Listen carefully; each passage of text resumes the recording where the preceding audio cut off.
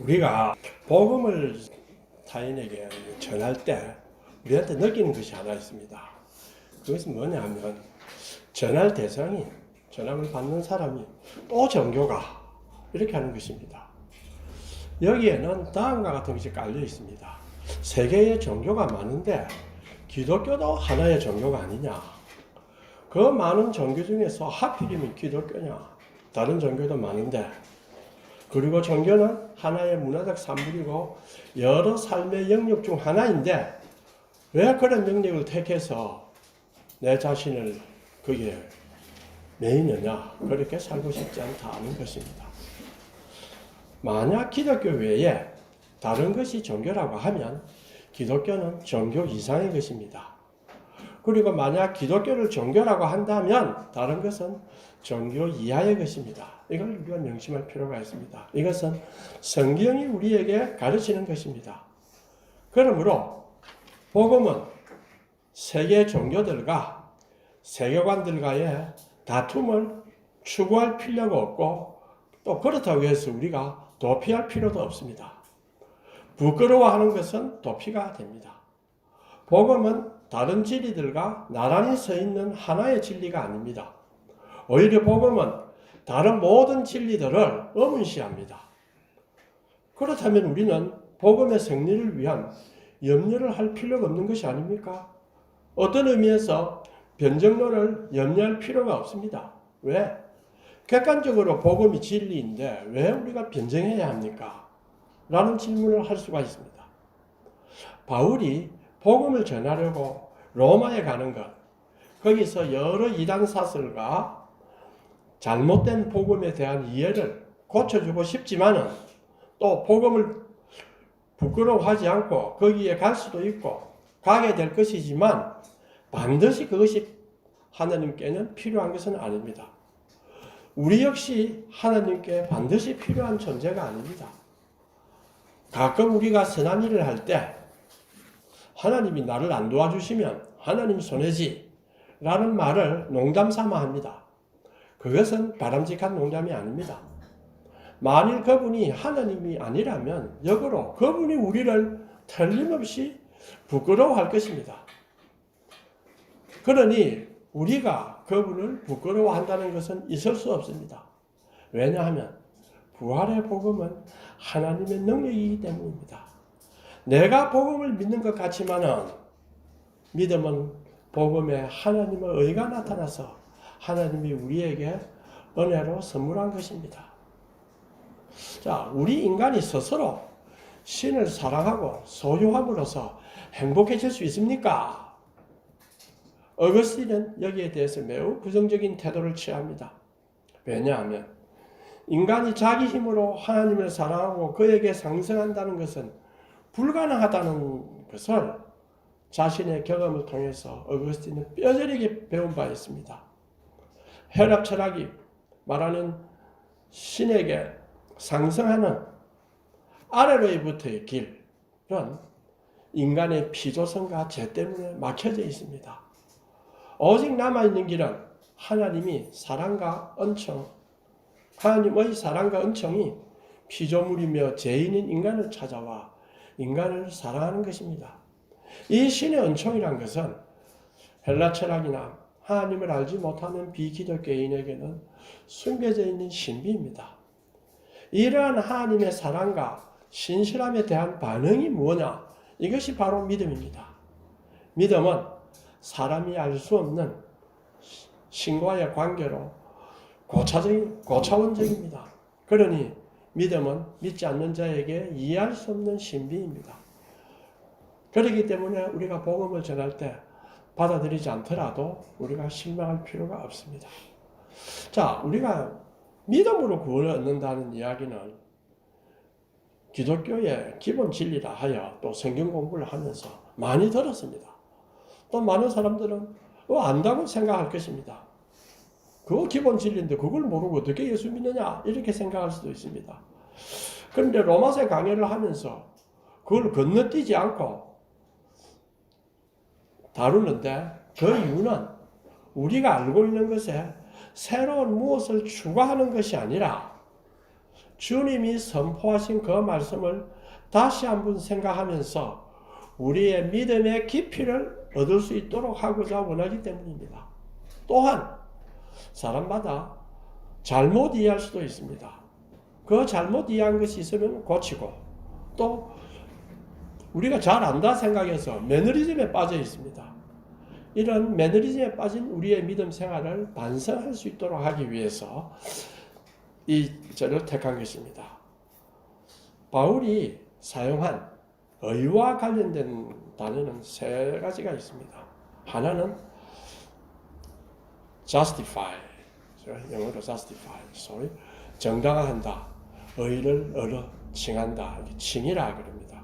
의롭다고 인정한다. 그 다음에 이제 하나님의 의, 영어로는 righteousness, 헬라어로는 디카이오시네 페오, 이렇게 righteousness of God, God's righteousness 이렇게 됩니다. 또 형용사로서는 righteous, 디카이오스 이렇게 사용합니다. 하나님의 의라 이렇게 말을 명사로 사용할 때는 하나님의 속성을 주로 지시합니다. 정의다, 공의다. 그런데 여기에는 또 하나 붙어 있습니다. 하나님의 정의로뿐만 아니라 하나님의 구원하시는 창조적 능력도 이 의에 포함되어 있습니다. 그런데 오늘은 다 다룰 수는 없고 칭이라는 것을만 다뤄볼까 합니다. 칭이라 하면 우리말로 어렵게 하다, 어렵다고 선언하다, 어렵다고 인정하다 이런 뜻입니다. 어렵게 하는 자는 항상 하나님이고 어렵게 된 자는 인간입니다. 바울은 이 칭의는 믿음에 의해서 일어나고 행위에서나 율법의 행위에서가 아니다고 주장을 합니다. 그래서 이 칭의란 우리를 어렵게 만드는 것이 아니라 어렵다고 선언하는 것이라고 했습니다. 혹은 재판장에 의해서 선언된 편결과 유비를 하면 죄를 면제해 준다는 것입니다. 자, 이러한 해석에 대해서는 가톨릭이나 기독교나 이제는 일반적으로 합의되어 있습니다. 칭의는 법정적 용어에 의하면 범죄한 자를 사면해주고 그것을 선포한다. 또 그가 어렵다고 선언한다. 이런 것입니다. 이건 우리가 다 알고 있는 것이 아니냐 이렇게 생각할 수 있습니다. 그런데 가만히 보면 이 칭의에는 뭔가 아쉬운 것이 아니었어요. 하나님이 다 너는 어렵다 선언한다. 좀 이상하다. 그리고 이건 또 재판정에서 일어나는 그 용어를 썼다. 그래서 그랬는지 로마 가톨릭 학자들은 이 디카이오가 declare righteousness, 어렵다고 선언한다라는 뜻이 있는데 동의하지만은 뭔가 하나 덧붙여야 되겠다. 왜냐하면 하나님의 선언은 강력한 말입니다. 그래서 반드시 효력이 있어야 된다. 그러니까 선언에는 뭐가 포함되어 있느냐? 인간을 도덕적으로 변화시키는 것이 포함되어 있다. 이렇게 되어 있습니다. 그렇다면 도덕적 변화가 없으면 칭의를 받은 자가 아니지 않을까라는 이제 생각을 할 수가 있습니다. 자, 물론 하나님의 선언은 효력이 있고 매우 능력이 있지만은 꼭 이 효력은 법정적 영역 너머까지 반드시 확장되어야 한다는 것을 제시하는 그러한 선언은 아닙니다. 덧붙일 것이 없습니다. 그런데 조금만 생각해 보면은 여기에 심각한 비판이 있을 수 있습니다. 만약에 디카이오를 우리가 법적인 의미로 해석한다면 법적인 의미로 어렵다고 선언하려면 뭐가 있어야 됩니까? 반드시 대응하는 사실이 있어야 됩니다. 만약에 이 사실이 없으면 어찌 됩니까? 법적인 허구입니다. 선언했다. 아무 사실이 없는데. 그렇죠. 법적으로 어떻게 한다 할 때는 반드시 증거와 사실이 있어야 됩니다. 그럼 바울은 이것을 알고 있습니다. 바울은 어떻게 생각했는가를 한번 봅시다. 바울이 디카이오를 사용하는 데에는 사실은 구약과 유대교의 빚을 지고 있습니다. 정상적인 구약과 유대교의 용법과는 그러나 바울은 달리 섰습니다. 자, 구약에 의하면은 재판관에 의해서 선포된 편결은 사실에 부합할 것을 요구합니다. 만약 사실이 없으면 그러한 판단, 그러한 편결은 법률적 허구에 불과합니다. 이것은 우리들 재판에도 그렇습니다. 그런데 바울 사상의 근본 원리는 뭐냐? 하나님이 죄인을 어렵다고 칭한다. 여기에 우리 인간의 선함이 있느냐? 인간의 선함이 사실 없습니다. 사실이 없는데 하나님이 어렵다고 칭하는 것은 법률적 허구가 아니냐는 것입니다. 구약의 재판관은 편결을 위해서 이러한 사실을 요구합니다. 바울은 구약과 유대교의 빚을 지고 있다. 이 용어를 사용할 때는 구약과 유대교의 빚을 지고 있다고 생각했습니다. 그래서 바울이 이것을 모르는 것이 아닙니다. 그런데 바울은 죄의 심각성을 잘 알고 있습니다. 그리고 그리스도에 나타나신 하나님의 절대적 은혜를 압니다. 그렇다면 만약 인간이 자기 자신을 고려해서 자기 자신으로부터 생각한다면 하나님은 인간을 어렵다고 선언할 수가 없습니다. 즉 하나님이 어렵다는 하시는 그 선언에 부합하는 사실이 인간 자신으로부터는 결코 나올 수가 없습니다. 그러면 하나님은 사실에 반대해서 부당하게 행동하신 것입니까? 아니면 사실이 없는데 나는 전지전능한 자다. 너희들은 다 내 쫄병이 아니냐? 그래서 허구로 선언한 것입니까? 그렇지 않습니다. 하나님의 칭의는 우리에게 더 큰 사실이 있다는 것을 보여줍니다. 인간에게서는 결코 나올 수 없는 더 큰 사실입니다. 그것은 예수님의 죽음이 지니는 속죄적 성격과 그것으로 인해 인간이 얻는 의를 포함하는 더 크고 놀라운 사실입니다. 예수님은 그냥 십자가에 정치적으로 모의가 돼서 죽은 것이 아닙니다. 우리를 어렵다고 하나님께 인정받도록 하기 위해서 모든 고난을 다 당하셨습니다. 주님의 속죄적 죽음과 그로 인해 우리가 얻는 의는 하나님 앞에는 어떤 사실보다 더 큰 본질적인 사실입니다. 따라서 이 칭의는 이 본질적인 사실, 더 큰 사실을 전제로 하기 때문에 결코 법적인 허구가 될 수가 없습니다. 그런데 이 칭의에 대해서 또 하나의 비판이 제기됩니다. 왜냐하면 재판의 판결은 언제 합니까? 재판할 때 합니다. 그렇죠.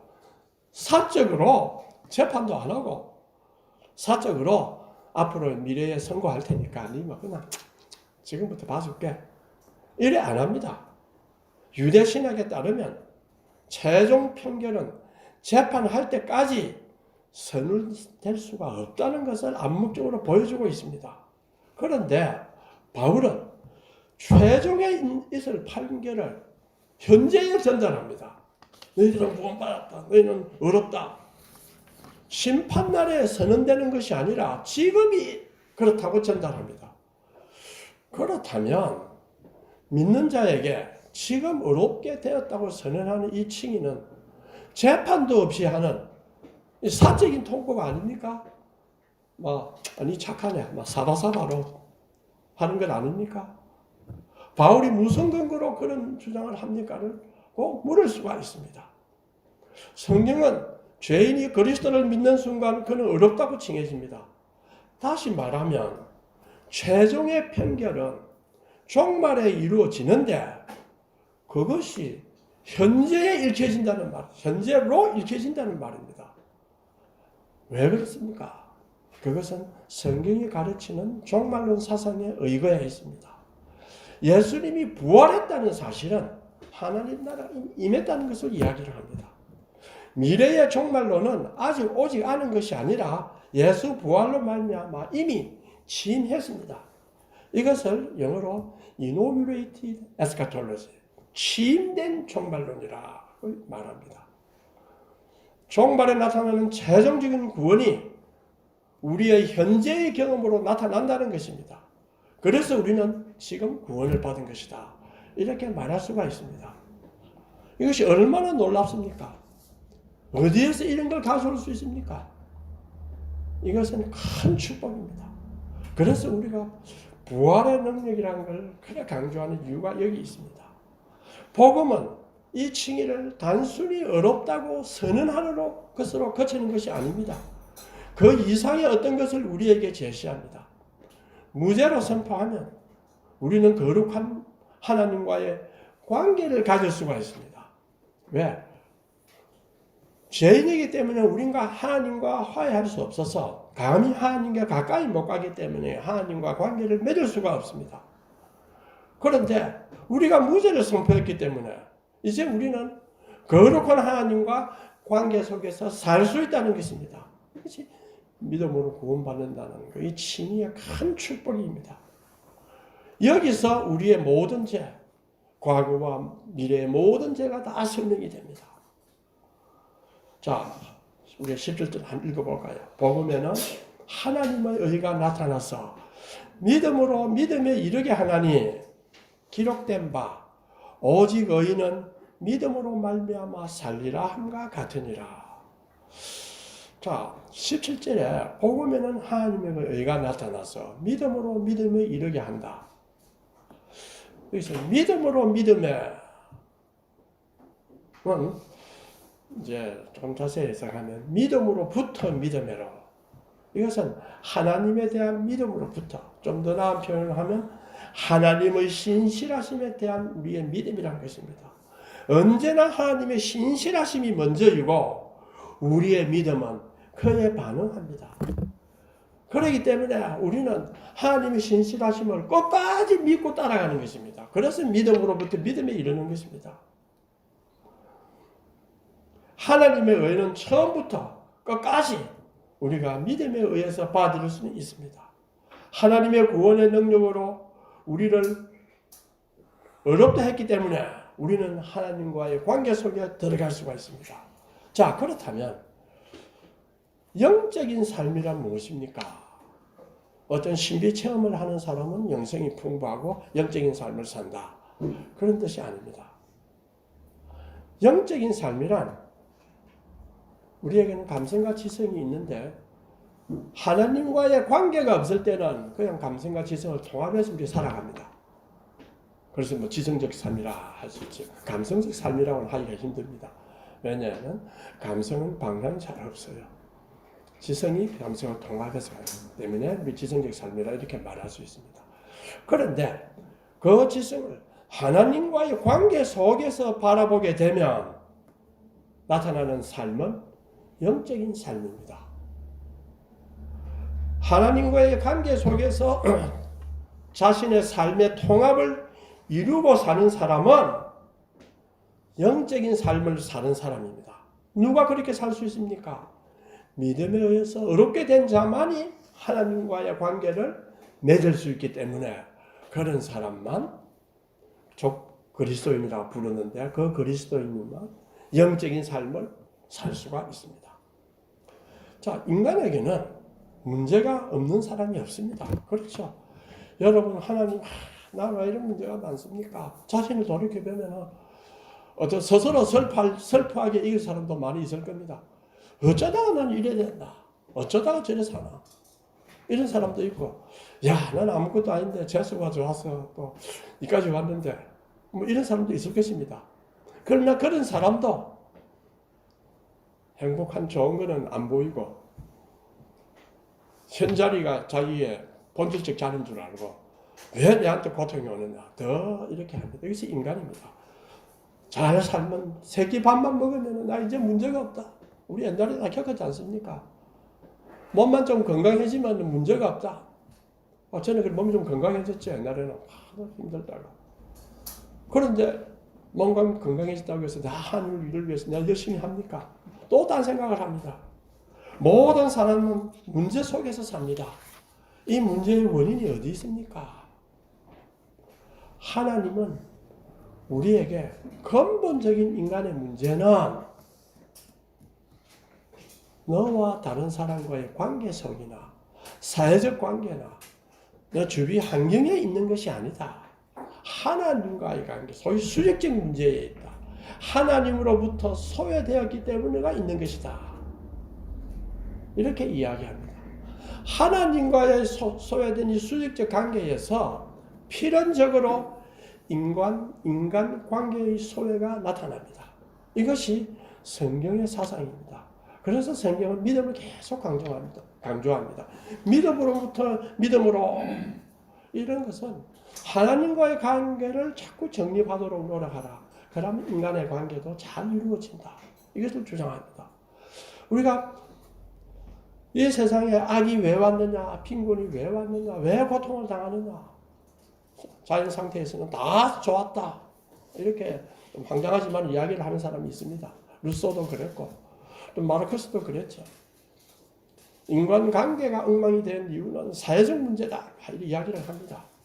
그런데 가인과 아벨을 봅시다. 두 친한 형제입니다. 가인이 땅을 많은데 아벨한테 땅을 안 주어서 안 주고 괴롭혔습니까? 그런 말 없어요. 아벨이 땅이 많은데 가인 것도 빼앗았으니까 가인이 화가 나서 아벨을 죽였나? 그렇지 않습니다. 제사를 드렸는데 가인은 하나님이 받지 않았습니다. 아벨은 받았습니다. 가인은 거기에서 시기와 질투가 나타났어요.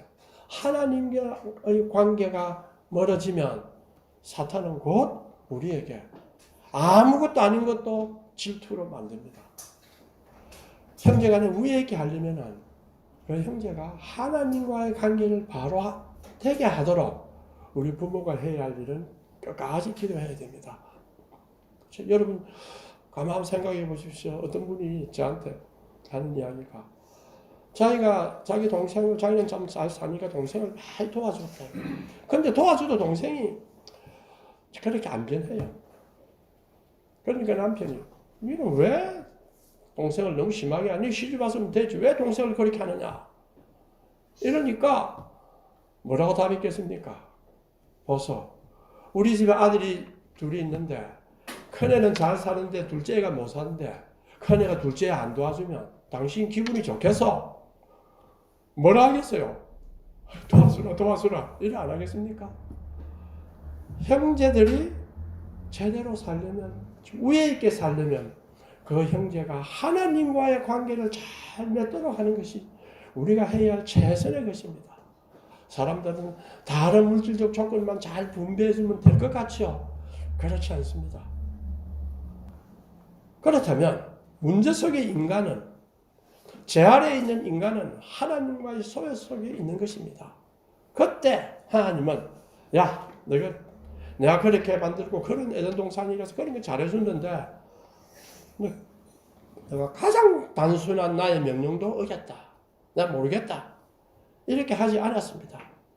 이 하나님으로부터 소외된 인간이 그로 인해서 오는 모든 공경에 대한 하나님의 반응이 뭡니까? 그것이 칭이 아닙니까? 그렇죠. 불쌍하고 한없이 떨어져 있는 인간에게 하나님이 사랑의 반응이 바로 칭의입니다. 복음을 통하여 믿는 자를 어렵다고 칭하신다는 것은 바로 거룩하신 하나님은 죄 아래에 있는 자연 상태에 있는 인간과 하나님 사이에 있는 장벽을 제거하면서 무죄라고 선언하시고 너희들과 화해를 맺겠다. 너희는 이제 내 상에서 밥을 먹을 수 있고 너희는 나와 같이 동행할 수 있다. 이렇게 말했습니다. 하나님이 사람을 변화시키기 위하여 하시는 가장 결정적인 행동은 자신과 사람과의 관계 속에서 하나님은 자신의 능력을 행사하십니다. 보이지도 않은 하나님, 내가 뭐 이렇게 기도한다고 해서 저 되겠나? 하나님이 능력을 행사하십니다. 크리스찬의 삶에 그밖에 모든 것은 이제 이 무죄선언이라는 놀라운 경험에서 이루어지는 하나님과의 관계에서 흘러나옵니다. 물론 단번에 그 삶이 하나님과 교제가 완전히 이루어지지는 않습니다. 어거스틴처럼 고난을 방황하다가 다 깨닫고 난 뒤에 거의 단번에 이루어지는 그런 사람도 있지만, 다 깨달았고 믿는다고 하지만 또 넘어지고 하는 사람이 있습니다. 꾸준한, 알아두셔야 될 것은 꾸준한 성화의 삶 속에서 하나님의 교제가 이루어져 가는 것입니다. 그래서 히브리서에서 뭐라 합니까? 예수를 깊이 생각하라. 가만 한번 생각해 보십시오. 우리가 위대한 영웅들에 대해서 깊이 생각합니다. 아유, 예수가 뭐 하나님의 아들이니까 뭐.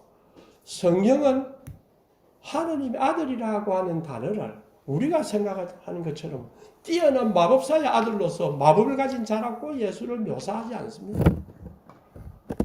고난 속에서 인간을 사랑하고 자신도 하나님 앞에서 울면서 기도하고 피땀 흘리면서 고생하고 하는 그러한 모습을 다 보여주고 있습니다. 그러니까 우리가 예수를 깊이 생각하면 우리의 삶의 깊이를 알 수 있고 우리의 신앙이 어떻게 자라가야 하는 것을 깨달을 수 있습니다. 믿음을 통해 하나님과 화해를 맺은 사람은 하나님이 우리에게 베푸시는 사랑 속에 살 수가 있습니다. 이것이 큰 축복입니다. 우리가 해야 할 일은 무엇입니까? 그의 사랑을 믿음 속에 확실히 받아들이고 믿음에 따라 사는 것입니다.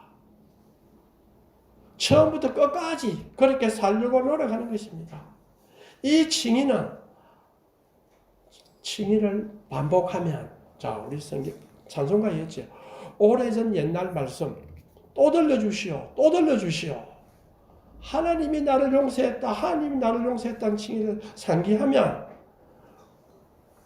내가 하나님과 함께 서 있을 수 있다는 것이 얼마나 큰 은혜인가 하는 것을 자꾸 상기하게 됩니다. 그러면 거기에서 우리는 뭐가 나옵니까? 감사가 나옵니다. 그러면 그 감사로 말미암아 사는 사람은 형제들과의 관계, 주위 사람들과의 관계, 세상 자연물과의 관계가 어떻게 됩니까? 달라집니다. 감사 속에 사는 사람은 달라집니다. 내가 최고다 하고 사는 사람이 다른 사람과 관계를 맺는 게 하고, 아무리 없고 없어도 항상 감사 속에 사랑받고 있는 그러한 삶 속에 살고 있는 사람은 아무리 가난하고 못 살고 힘들고 해도 항상 웃음이 있습니다. 절대 불안 속에 떨지 않습니다. 왜? 하나님이 나를 지켜준다는 걸 가지고 있기 때문입니다. 그것을 깨닫는 사람은 뭐가 나오겠습니까? 그 감사를 아는 사람한테는 자연히 믿음과 더불어 순종이 따라 나옵니다. 그래서 1장 5절에 믿어 순종케 하나니, 믿어 순종케 하나니가 바로 나오는 것이, 믿음을 위해서 순종이 있어야 된다 어떤 또 생각할 필요가 없습니다. 오히려 있어야 된다고 주장하는 것보다는 믿어서 순종케 한다는 게 훨씬 더 강합니다. 믿음은 그 본성상 순종이 동반됩니다. 자, 그러면 이제 바울이 인용한 하박국 2장 4절 의인은 믿음으로 말미암아 살리라 하는 걸 한번 생각해 봅시다. 이것이 오늘 설교의 제목이면서 또한 결론입니다.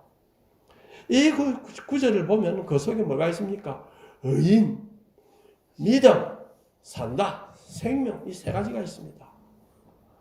바울이 의도한 이 세 가지의 정확한 관계가 무엇일까요? 영어 버전에 따라서 보면 번역이 다릅니다.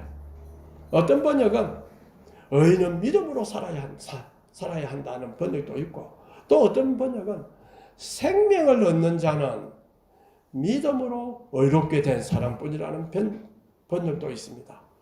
그 문장의 통사적 구조만 보면 어느 쪽으로도 번역이 가능합니다. 그러나 우리는 바울이 단지 사람은 믿음에 의해서만 의롭다고 거듭 주장하는 편지의 논증을 본다면 의로운 사람은 믿음으로 말미암아 산다라는 번역이 더 나을 것입니다. 자, 그런데 바울이 했던 표현들과 하박국서 원문은 차이가 있습니다. 바울이 의인은 믿음으로 살리라 이렇게 했는데 하박국서의 콘텍스트하고는 다 다릅니다. 그러면 왜 바울은 그냥 믿음으로 이렇게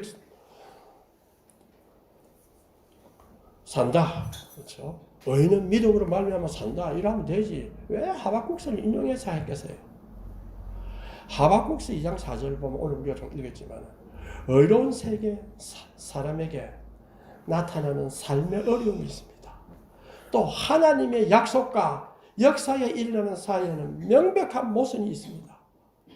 여기에서 어찌 대처해야 하는가 하는 걸 보여준 것이 하박국서 2장 4절입니다. 하박국 선지자가 살 때에는 이스라엘은 극도로 타락했습니다. 그런데 이 극도로 타락한 이스라엘을 위해서 하나님이 어떻게 심판했습니까? 무자비한 바벨론 사람을 일으켜서 심판했습니다. 그러니까 하박국이 얼마나 화가 나겠습니까? 하나님 어떻게 악한 자를 심판하기 위해서 악한 자를 사용하십니까? 라고 불평을 했습니다. 그때 하나님의 답변이 뭡니까? 하박국에게 교만한 바벨론은 망할 것이지만 어려운 이스라엘은 믿음에 의해 겸손하고 또 학고부동하게 하나님을 믿는 믿음에 의해 살 것이라. 고 이렇게 답했습니다. 자, 하박국은 이 응답을 받고 아이고 믿음으로 산다. 뭐 말뿐이네. 아무것도 없네. 이래 생각하지 않았습니다. 왜? 하나님이 의인은 믿음으로 산다 이렇게 했는데 뭐 그렇다고 해서 우리가 잘 사는 것도 아니고 뭐 변화가 없습니다. 하박국이 무엇을 깨달았습니까? 그의 하나님의 말씀에 대한 하박국의 응답은 비록 무화과나무가 무성하지 못하며 포도나무에 열매가 없으며 감람나무에 소출이 없으며 밭에 먹을 것이 없으며 우리의 양이 없으며 외양간에 소가 없을지라도 나는 여호와라 말미암아 즐거워하며 나의 구원의 하나님으로 말미암아 기뻐하리로다. 하나님을 즐거워하는 것이 믿음으로 사는 자의 삶의 요체입니다. 의인은 믿음으로 산다. 이게 무슨 말입니까? 하나님을 즐거워하면서 살아라 이런 것입니다. 답답하게 의지로 막 이래 하는 것이 아닙니다. 태도 전환을 해야 됩니다. 우리들은. 사람이 산다는 것은 자신에게 닥쳐오는 여러 사건과 그 사건에 대한 경험을 헤쳐나가는 것입니다. 그 사건과 경험에는 기쁜 일도 있고 슬픈 일도 있고 괴로운 일도 있고 어려운 일도 많습니다. 믿지 않는 사람은 이러한 일을 당할 때에 스스로 판단하고 자기 지식을 동원하고 자신의 지위와 경험과 즉 자신의 육체를 신뢰해야 합니다. 그러나 믿음으로 말미암아 사는 사람은 이 모든 일을 당할 때 자신의 육체를 신뢰하기보다는 나에게 선물로 주신 믿음을 중심으로 생각을 해보자. 모든 판단을 해야 할 것입니다. 믿음은 종말의 완성을 현재로 사는 사람입니다. 이것이 믿는 자입니다. 그래서 성경은 믿음으로 어렵게 된 사람은 처음부터 끝까지 믿음으로 산다 합니다. 제가 이게 이제 독일의 구스타프 팔케라라는 사람이 기도라는 시를 하나 썼습니다. 그때 이렇게 그 시를 한번 보니까 주여 때로는 나로 하여금 굶게 하십시오. 배부르면 둔하고 만사가 근심스러워집니다. 또한 내게 적을 보내십시오. 한 명 또 한 명 투쟁은 힘을 새롭게 해주는 것입니다. 유의와 춤을 위해 경쾌한 발을 주십시오. 황금빛 감도는 먼 곳에서 날 수 있는 힘을 주십시오. 그리하여 화관 넘치는 화관을 나 위에 더 높이 별들 속에 개양하십시오. 자, 이 저자는 자신의 삶에 경쾌한 발과 황금빛 감도는 먼 곳으로 날 수 있는 힘도 요구를 합니다. 그러나 이와 더불어 고난을 달라고 합니다. 나태한 인간에게는 채찍이 필요하다는 깊은 자기 인식입니다. 산다는 것도 고통스럽고 또 슬픈데 거기에 굴복해서 세월을 보내는 것은 얼마나 억울합니까? 참으로 억울한 일입니다. 그래서 제가 유튜브를 보다가 한 목사님 설교에서 들었던 내용입니다. 좋아서 내가 좀 이야기하는데 출애굽기 7장 7절에 뭐라고 하냐? 모세는 바로에게 말을 했다. 그 전에 공주의 아들로 자랐으나 바로에게 말을 많이 했겠죠. 그런데 뭐라 합니까? 모세가 바로에게 말했을 때는 80이었다. 왜 성경이 그걸 기록했습니까? 모세가 80이 되어서 자신의 존재가 실린 그 말을 한 것입니다. 그냥 바로에게 말했다는 걸 말하는 것이 아닙니다. 자신의 전 존재가 실린 말을 한 것입니다. 노예의 고난 속에서 목적을 상실한 삶을 살고 있는 하나님의 백성을 구원하고자 하나님의 위대한 역사적 명령을 전달하는 임무를 맡았습니다. 모세는 그 명령의 단순한 전달자가 아니라 여호와의 큰일, 곧 구원의 역사가 시작되는 일에 쓰임을 받는 역사적 그 자리입니다. 모세는 자기의 전 존재를 실어서 말합니다. 이것은 그의 생에 처음 있는 일입니다. 저도 병원에 입원해서 또 설교 준비하면서 곰곰이 나 자신을 한번 생각해 보았습니다. 내가 내 삶에 내 전 존재를 실어서 한번 살아간 적이 얼마나 있는가? 나의 존재의 본질을 살아내려고 노력한 적이 얼마나 있는가?